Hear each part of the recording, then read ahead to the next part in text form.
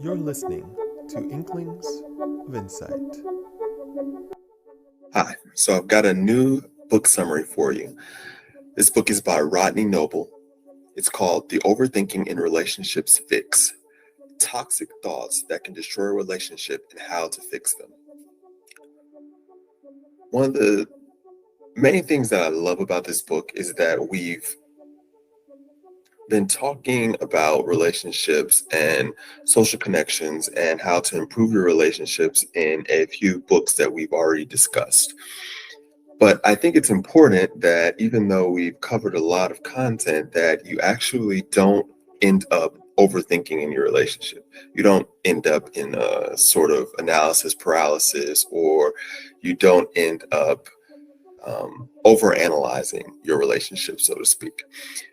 There's two main patterns of overthinking that this book highlights. One is basically reflecting on the past and constantly um, dwelling on the same issue. The second is worrying about the future and not being at ease with the future. So I took one of these quotes from the actual book summary, and it is: you know you're suffering from relationship anxiety when you start questioning your worth to your partner, second guess your compatibility, and you're overanalyzing your partner's every move. I thought this was interesting because we've talked about compatibility in the past, and we've talked about it specifically in the context of it being really important because sometimes it ends up being an issue. Actually, quite prominently, it ends up being an issue that causes relationships to end.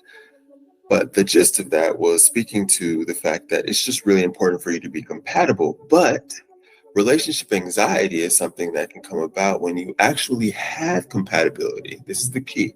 You have compatibility, but you start to second guess it, right? So if you and your partner are actually meant for each other, you don't want to get into a situation where you actually end up creating issues that aren't actually there, which is one of the things that this summary talks about. Now, relationship anxiety is something that couples or individuals that are in a relationship can face. And as with anything else, typically we try to figure out a way to deal with what we're experiencing. And there are two primary ways that people tend to end up dealing with relationship anxiety. One of them is by becoming dependent. So this can look like harassing your partner, or just trying to control them, or abusive behavior. None of those things are actually good. The other way that people can tend to deal with relationship anxiety is by being avoidant. So they end up keeping to themselves. They end up being harder to be affectionate or intimate with, because they're basically closing themselves off because they have anxiety about the relationship.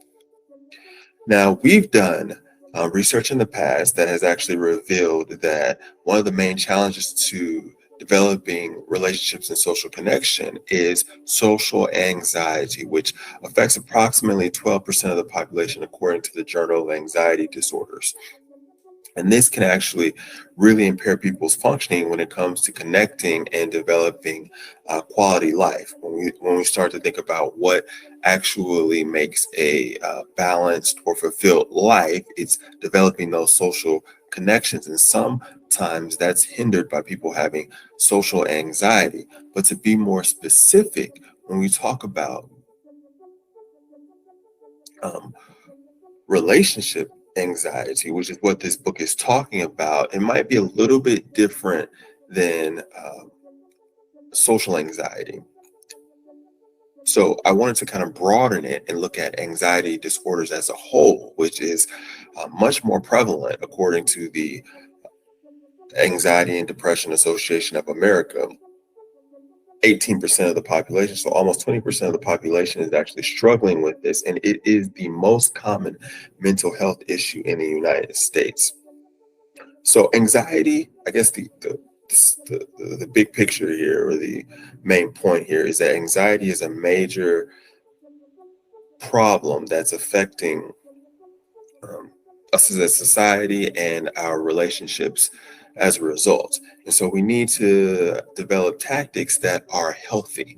Again, we've just listed a couple of ways that people are dealing with it in an unhealthy way. We want to have healthy tactics. And that's one of the reasons why I love this book summary. And ultimately, I'm going to end up reading this book, the whole book, because I like the way that they go through step by step ways that you can deal with anxiety that you might have about your relationship in a healthy way.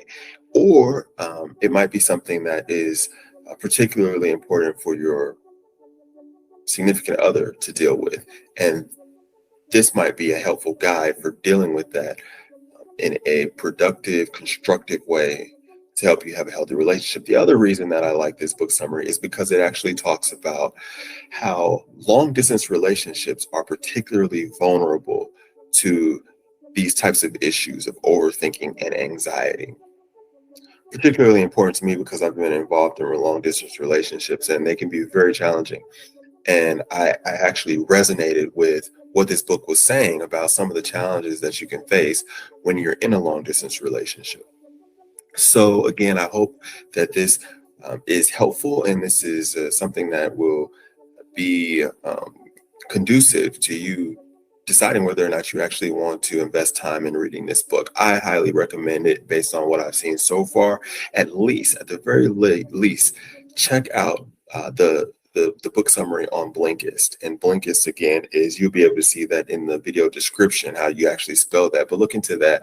Gives you a nice, short, succinct summary, which is so important in the world that we're living in, where we're constantly bombarded with information. And remember, when we talked about some of the main challenges to developing relationships and social connections, one of the top challenges is lack of time.